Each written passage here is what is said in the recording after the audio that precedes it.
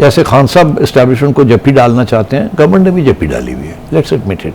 Establishment इतनी powerful है कि यहाँ कोई सियासी जमात इस्टेब्लिशमेंट के बगैर काम नहीं कर सकती। अगर करती है तो इस्टेब्लिशमेंट उनको डीरेल कर देती है। तो अब आजकल खान साहब जो है उनका प्रॉब्लम बना हुआ है, तो गवर्नमेंट ने जप्पी डाली हुई है इस्टेब्लिशमेंट। इस्टेब्लिशमेंट कहती है इधर जाए इधर चले जाते, कहते हैं ये ना करें वो नहीं करते, सही है, इसमें कोई शक नहीं है इस चीज़ में। और बहुत सी चीज़ें तो आपने सुना, शुरू में शहबाज शरीफ साहब ने ऐलान कर दिया था कि सारी अपॉइंटमेंट्स जो हैं जो वो करने जा रहे हैं वो ISI से पहले क्लियर करवाया करेंगे। ये बयान आया था, तो मतलब है, तो फिर रह क्या गया।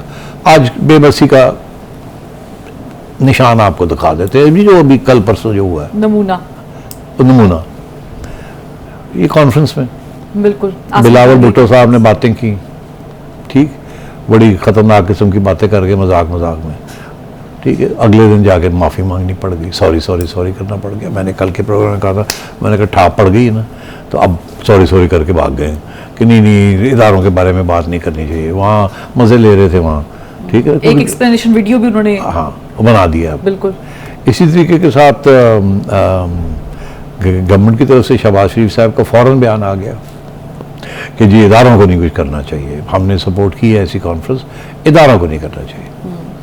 आज एक और बयान आ गया है ऑर्गेनाइजर्स की तरफ से कॉन्फ्रेंस के कि ऐसी कॉन्फ्रेंस होती है जहाँ खुले दिल से और खुले महाज में एक लोग बातें करते हैं। यहाँ इसका ये मतलब नहीं है कि आप एक छोटा सा ग्रुप आके डिस्टर्ब करें और इस किस्म के स्लोगन करें।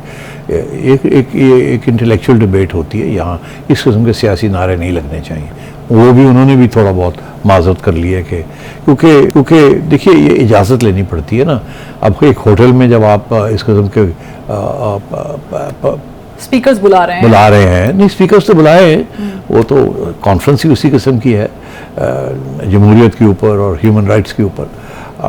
मगर कल को यही होटल उनको कहेगा जी सॉरी, होटल के ऊपर आ जाएगा हुकूमत का प्रेशर कि जी इनको इजाज़त नहीं देनी, तो बेचारे कहाँ जाएंगे कॉन्फ्रेंस करने के लिए? F9 पार्क जाएंगे कॉन्फ्रेंस करने के लिए। तो इसलिए गवर्नमेंट के पास और एस्टैब्लिशमेंट के बहुत से जाहिर है कानून होते हैं जिसके तहत वो डिबेट को रोक सकते हैं, साइलेंट कर सकते हैं और मॉनिटर कर सकते हैं और कैलिब्रेट कर सकते हैं, ठीक, रेगुलेट कर सकते हैं। तो अब शहबाज शरीफ साहब से भी आ गया कि जी नहीं करना चाहिए था, बिलावल साहब से भी आ गया कि सॉरी मैंने गलत बात की। ऑर्गेनाइजर्स ने भी थोड़ी बहुत ख्याल किया कि जी यार तुम गड़बड़ी होगी ज़्यादा ही। देखिए और लोगों ने बहुत बातें की, हमें तो वकीलों ने बड़ी बातें की हैं वहाँ, बेंगल साहब ने बड़ी बातें की हैं, तो बड़ी काफ़ी एक्सक्लूसिव हो गई थी ये कॉन्फ्रेंस। तो बिल्कुल ये तवक्को आपको करनी चाहिए, जब आप नेशनलिस्ट को बुलाएंगे जिनके साथ बड़ी ज़्यादतियाँ हुई हैं तो वो बोलेंगे, अपने दुख की बात करेंगे, और वहाँ लोग बैठे होंगे जो कि इन चीज़ों को अप्रिशिएट करते हैं और वो उनको सपोर्ट करेंगे। ये तो होना ही होना है। तो मगर प्रेशर आया इस्टेब्लिशमेंट से तो गवर्नमेंट, हाँ, एक और बंदे पे भी प्रेशर आया जिन्होंने इस्तीफा दे दिया।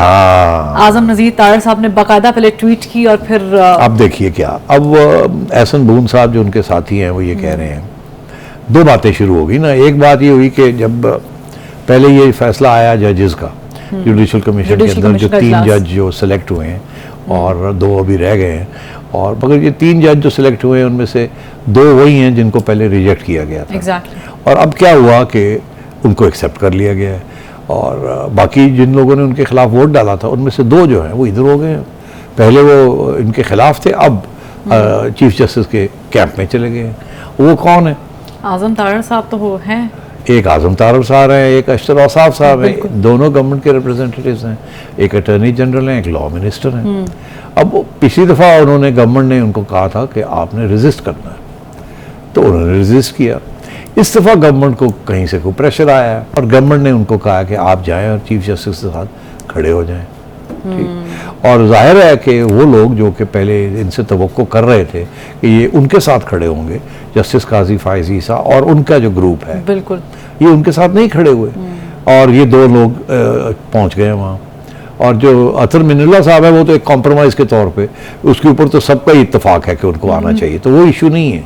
इशू ये है कि जो पहले आपने अपोज किया और आज आप एक्सेप्ट कर लिए, उसके ऊपर जो स्पेकुलेशन ये हो रही है, जो बातें चल रही है, छुपी नहीं रहती ये बात।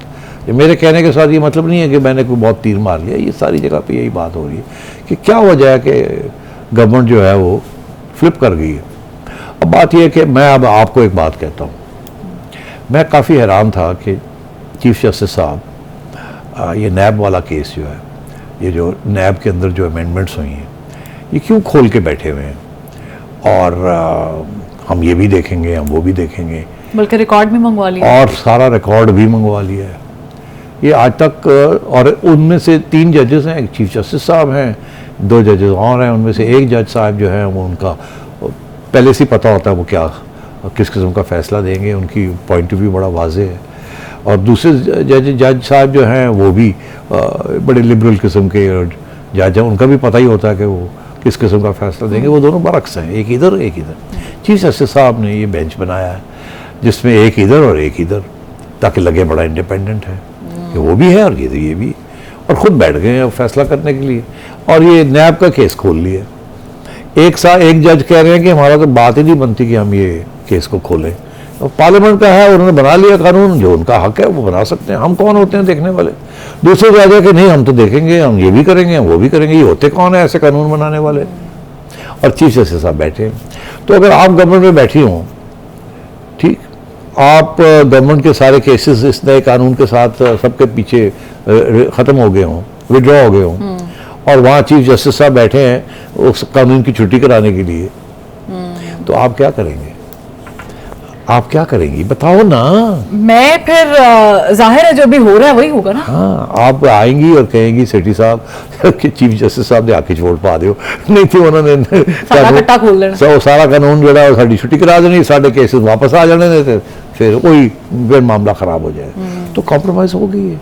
अब अशतर औसाफ साहब भी और अपने आज़म तार साहब को तकलीफ तो हुई होगी कि पहले हमने ये काम किया, अब हमसे ये काम करवाया जा रहा है। अशतर औसाफ साहब ने तो एक किस्म का रेजिग्नेशन दिया हुआ है, तो उनके लिए तो इतना बड़ा इशू नहीं होगा, मगर तारड़ साहब के लिए इशू इसलिए है क्योंकि बाहर का जो पॉइंट ऑफ व्यू है, एहसन बून साहब और उनके सारे साथी जिसकी सियासत आज हमेशा आज़म तारड़ साहब ने की है।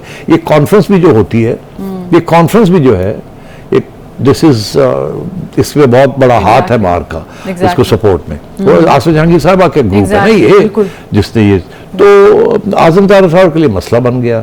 एक तरफ हुकूमत थी, वो वोट डालना ही डालना था, वो उनकी कमिटमेंट थी। एज उधर ये खबर हो जाएगी गवर्नमेंट में तो रहेगा नहीं ना, मगर बाहर तो रहेगा और सियासत उनकी रहेगी, तो उन्होंने इस्तीफा दे दिया। तो ये दोनों चीज़ें हुई हैं, मगर साथ साथ बेबसी की बात यह है कि तारड़ साहब को भी कहा गया था कि आप मेहरबानी करके भी कोई बयान दें, प्रेस कॉन्फ्रेंस करें, प्रेस कॉन्फ्रेंस करें, वजाहत भून साहब ये कह रहे हैं वजाहत करें कि जो वहाँ हुआ वो ठीक नहीं हुआ। वो भी प्रेशर आया था ना, गवर्नमेंट पे आया, गवर्नमेंट ने इधर पर डाल दिया, ट्रांसफर कर दिया। बिलावल भुट्टो साहब ने फौरन सॉरी कर दिया।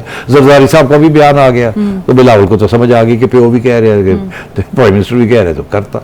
उधर तारड़ साहब के लिए उन्होंने एक छोटी सी ट्वीट कर दी, ठीक है, ट्वीट तो कर दी, हाँ, मगर उसके बाद देखा कि इससे तो काम नहीं बन रहा, और मेरा ये आप मुझे कह रहे हैं प्रेस कॉन्फ्रेंस करें, उधर से मेरे बाहर वाले लोग मेरे खिलाफ हो रहे हैं, बेहतर ये है कि मैं ऑनरेबली रिजाइन करके घर चला।